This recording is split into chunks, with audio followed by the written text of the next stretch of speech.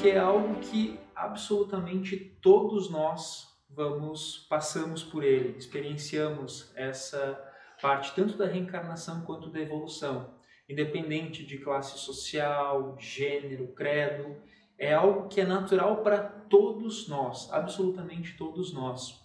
E nada melhor do que falar sobre esse tema estimulando uma reflexão.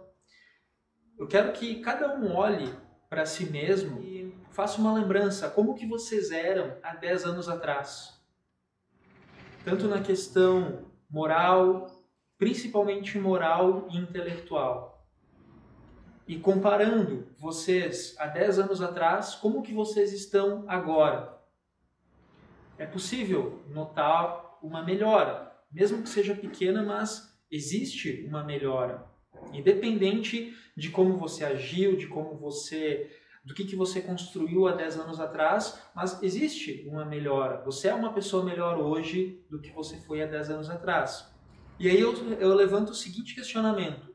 Você poderia estar melhor hoje? Nesses últimos 10 anos, você poderia ter agido diferente? Você poderia estar numa situação muito mais confortável hoje se você tivesse tomado algumas ações diferentes? Sim, mas você só consegue ter essa consciência hoje por ter agido errado. Porque o questionamento, por que a gente evolui, consultando várias fontes, vários autores, o que todos eles levam como principal motivação para a gente se melhorar, são 2 pontos, 2 aspectos. Um é o prazer e o outro a dor. Quais que são os principais aspectos, né, do nosso, que a gente pode daqui a pouco estar medindo que a gente evolui? A gente pode pegar o aspecto intelectual. Se você pegar, olha, antes você tem o ensino médio, você tem faculdade, você tem pós-graduação, doutorado, é algo que se torna fácil de medir. A questão moral já é um pouco mais complicada, porque é algo mais subjetivo, e também tem a questão física. Por que eu coloquei esses 3 pontos? Porque eles são os pontos que estão ao nosso alcance, a gente está melhorando, em nós mesmos. E por que o prazer e a dor? Eles funcionam como motivação. Vamos pegar o desenvolvimento intelectual. Por que você quer se desenvolver? Por que você vai para a escola? Por que você faz um curso? Por que você se capacita? Normalmente é porque você quer, de repente, conquistar uma vaga do emprego dos sonhos, você quer trabalhar na área que você gosta, você quer ganhar dinheiro, de repente alcançar um status social que esse conhecimento intelectual vai te proporcionar. Da mesma forma, questões físicas. Você pode, de repente, querer uma estética melhor, você pode querer ter a saúde, ou, de repente, quer se livrar de alguma doença. E a parte moral, geralmente, ela está associada com algo relacionado à aceitação social. Porque, por exemplo, se você cometer determinadas práticas, isso te exclui de determinados grupos. Então, você sabe que você não pode roubar, você não pode matar, você não pode, daqui a pouco, enganar as pessoas, porque isso pode te colocar numa prisão.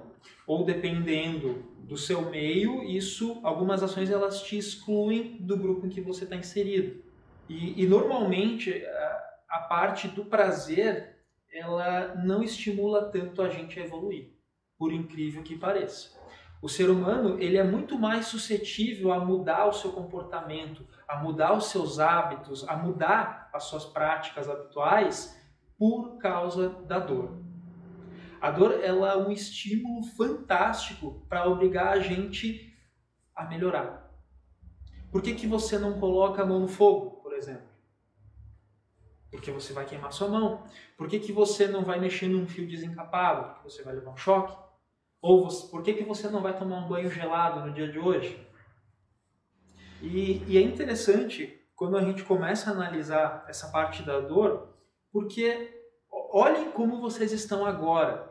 Vocês são o que vocês são agora por causa das experiências de sofrimento, de dor que vocês tiveram. Vocês normalmente melhoram quando vocês têm algo muito intenso, que dói muito e obriga vocês a ter uma postura diferente, melhor. Hoje, o estado atual da humanidade como um todo é a infância. Por mais que a Terra já esteja num processo de saída de um planeta de expiação para um planeta de regeneração, a gente está recém começando a ter um conhecimento moral e a alcançar um desenvolvimento intelectual principalmente. Olha a família que nós estamos, o local onde a gente trabalha, o local onde a gente mora, a nossa saúde. Por que você quer melhorar a sua família normalmente? A gente sempre faz aquela relação de comparação. Se você não tiver contato com nenhuma outra família, a sua família é boa. Agora, quando você olha para a família do seu colega do lado, poxa, o colega tem uma família bem melhor estruturada que a minha. O colega tem pai, tem mãe, de repente a pessoa pode ter sido órfã. Na questão de trabalho, quando você olha para o lado, poxa, o colega tem um trabalho que paga muito melhor do que o meu, tem uma posição social melhor. Isso a gente pode estender para a saúde, para a moradia. E isso, na verdade, não é algo ruim, você olhar para o lado. Porque como é que a evolução acontece? Ela acontece pelo contato com os mais adiantados. Os espíritos inferiores, como que eles vão saber qual é o melhor caminho a seguir? Porque eles já vieram pessoas antes e mostraram para ele, olha, o caminho é esse. Então, quando a gente vê pessoas numa situação melhor do que a nossa, a gente pode normalmente sentir a inveja ou a admiração. O idioma alemão, por exemplo, existem dois tipos de inveja no idioma alemão. Uma é a inveja branca, onde você vê o que a outra pessoa tem de melhor e você quer aquilo para si também. E tem aquela inveja ruim, que não é que você quer aquilo também, mas você não quer que o outro tenha. O outro não pode ser melhor do que você. E isso não é compatível com o espiritismo, no sentido que vai contra a lei do progresso. Porque quando você tem aquela inveja ruim, ela se torna um tormento para você. O capítulo 8 do Livro dos Espíritos, ele diz assim: qual é o maior obstáculo ao progresso do homem? Os maiores obstáculos são o orgulho e o egoísmo. E esse estado, ele só tende a mudar à medida que o homem compreender melhor que, além dos prazeres da terra, existe uma felicidade infinitamente maior e mais duradoura na nossa verdadeira vida, que é a vida espiritual. E as pessoas normalmente, quando a gente fala em evolução, às vezes olhando de uma forma superficial, a gente pode dizer, mas será que a humanidade está evoluindo mesmo? Será que, poxa, olha quanto de maldade que acontece, olha quanto sofrimento ainda a gente tem, será que a gente está melhorando mesmo? E eu faço o seguinte questionamento: você prefere ir para um hospital do ano 1900 ou você prefere ser tratado num hospital em 2020? Em 1900, há 120 anos atrás, o que é pouquíssimo tempo, se você comparar o tempo que a humanidade está na Terra, se você tivesse uma simples fratura de um osso, você quebrou a perna, o que é facilmente tratado, qualquer médico consegue te tratar, mesmo não sendo especialista. Há 120 anos atrás, isso poderia representar você ter que amputar esse membro. Pensem, quantidade de mulheres que morriam nos partos há não tanto tempo assim. Há 100, 120 anos atrás, o hábito de lavar as mãos não era prática comum entre os médicos. E olha o que nós temos hoje. Olha a quantidade de conhecimento. Você vai fazer uma cirurgia, você tem anestesia. Olha a quantidade de exames de imagem que conseguem determinar aquele mínimo pontinho do seu corpo, um cisto, seja uma microlesão que te incomoda. Que há 120 anos atrás você tinha que conviver com essa mazela, de repente, uma vida inteira. Ou, se não, ter uma morte precoce.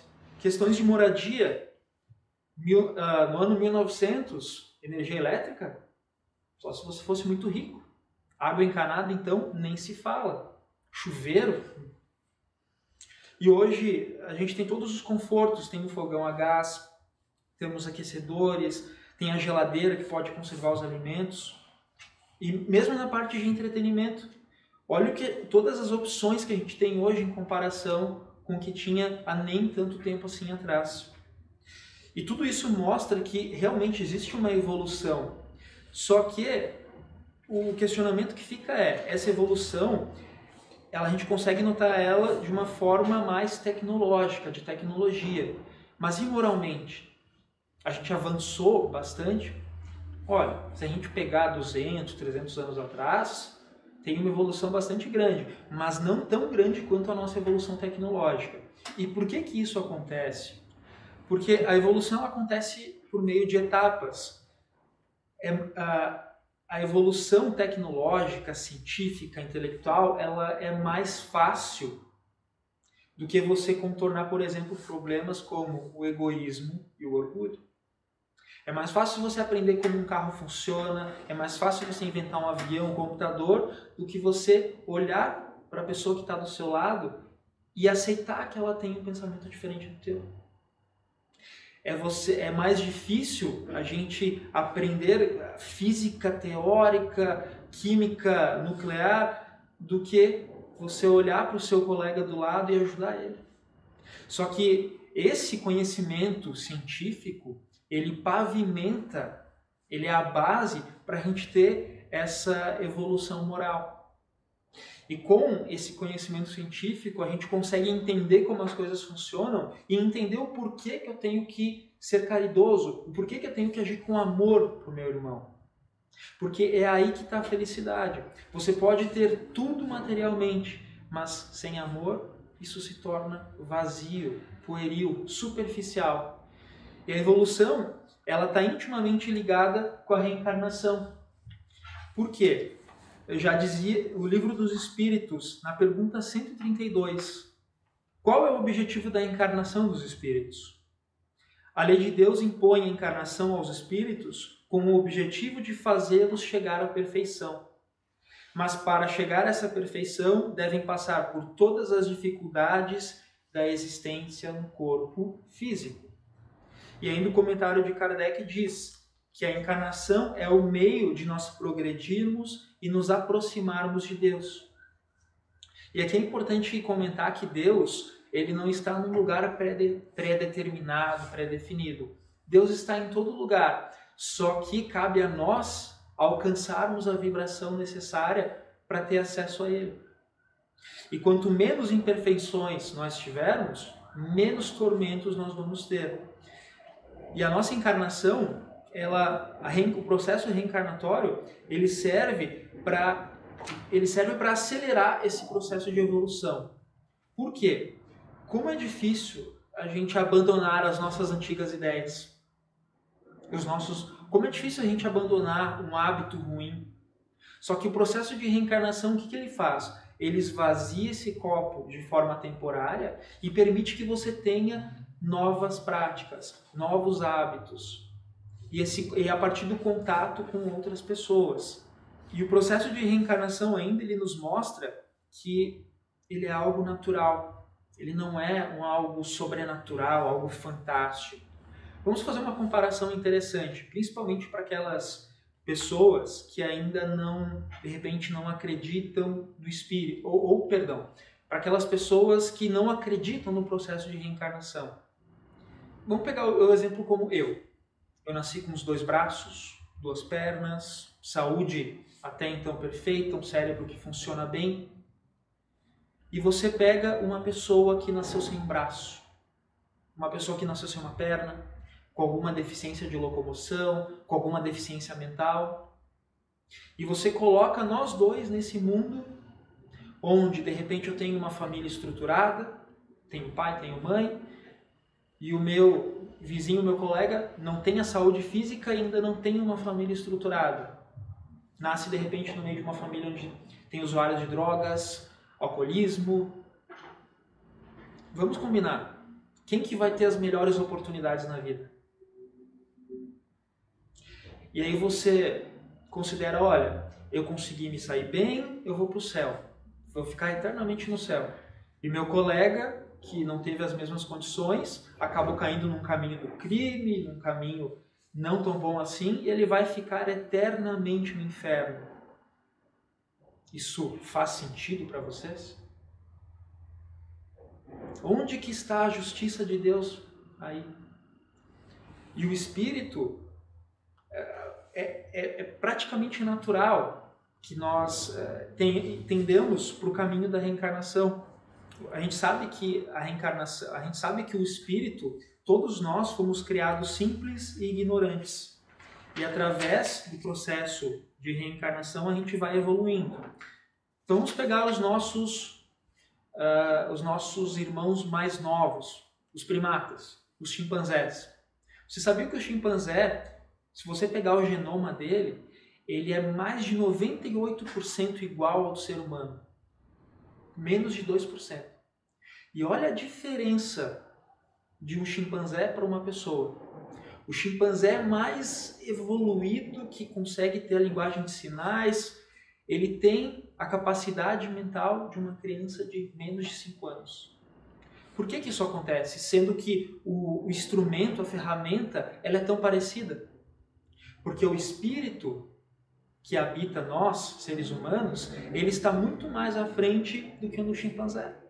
Por isso você pode pegar uma ferramenta super parecida e ter resultados tão discrepantes. É o processo da evolução. E uma parte importante da evolução, ela fala sobre a justiça divina.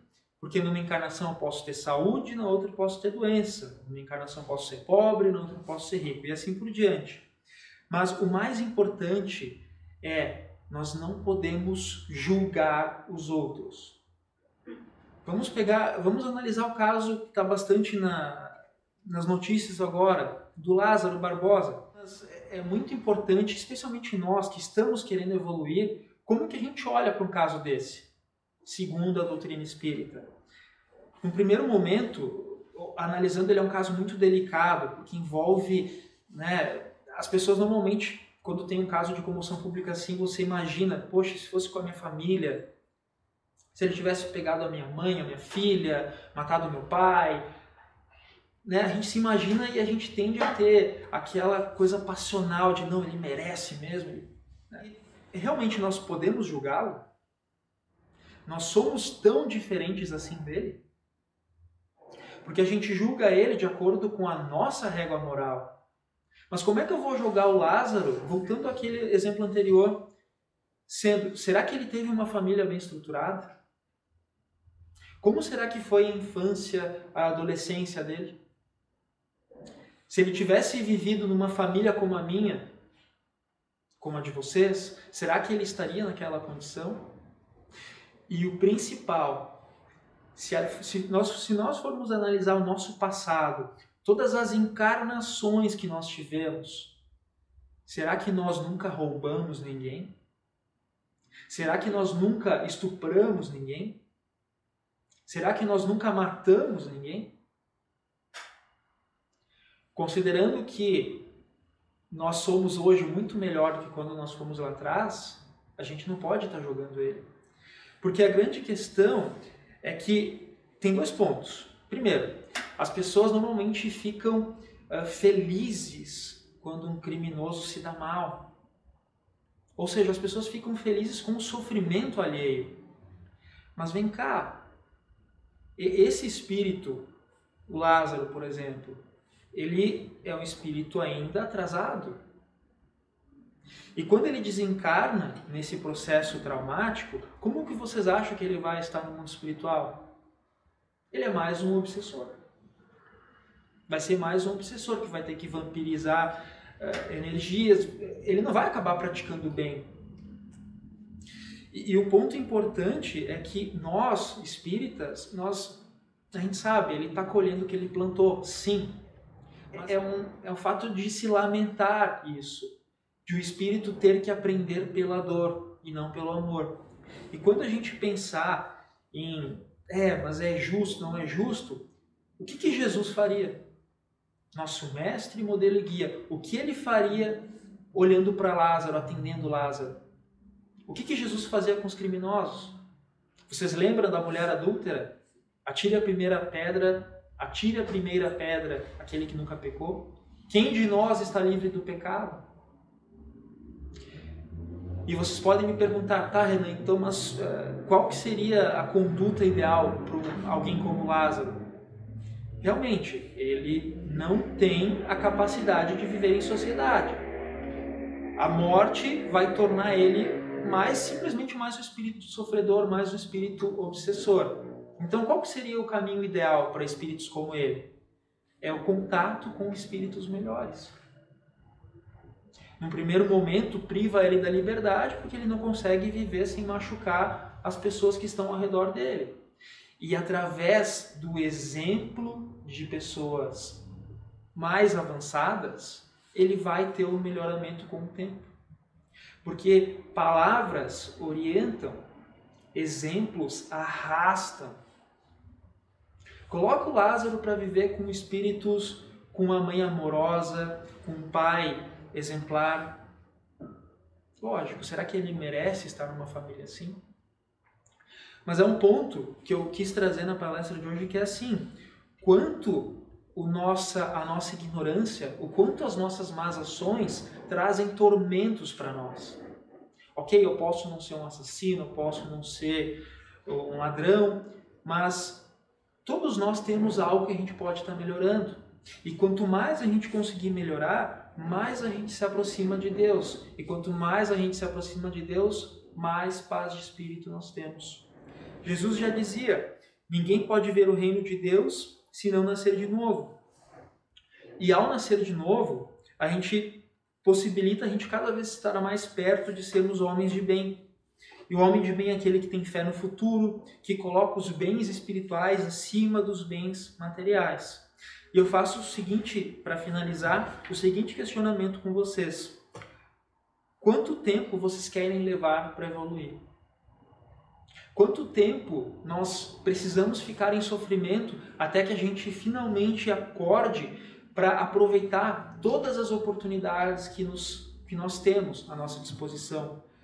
Porque todos nós temos espíritos que estão do nosso lado, estão na torcida, porque eles sabem, assim como uma mãe olha para um filho que fica fazendo birra, que fica agindo errado, ela sabe que ele vai sofrer. Os espíritos estão para nós, olhando. Vamos lá, pessoal. Sabe, se mexe, você está numa situação ruim hoje, mas é por causa de você mesmo. Você tem todas as ferramentas à sua disposição para estar numa situação melhor. E lembrando que a fila para reencarnar é grande. A fila é muito grande. E às vezes a gente pode pensar, mas eu vou deixar para me melhorar na próxima encarnação. Não vou me estressar com isso agora. Vamos pegar as famílias.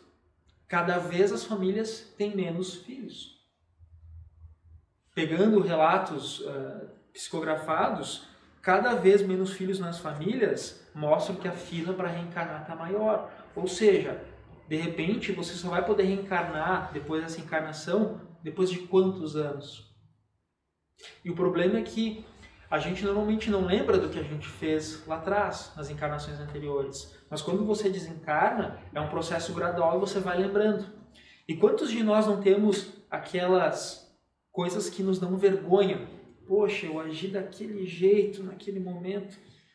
E você fica extremamente constrangido só de lembrar. E quiçá nas encarnações anteriores. E aí você tem aquela ânsia, eu quero reencarnar logo, eu quero reparar esse erro, mas você não pode. Então fica reflexão para a gente aproveitar o que a gente tem agora. Para a gente aproveitar ao máximo, porque o quanto antes a gente conseguir evoluir, o quanto antes a gente alcançar essa paz de espírito, antes a gente se livra dos sofrimentos, né, das atribulações que acompanham a todos nós. Né? E que nós possamos ajudar as pessoas que a gente gosta, que a gente se importa, nesse processo também, pelo nosso exemplo.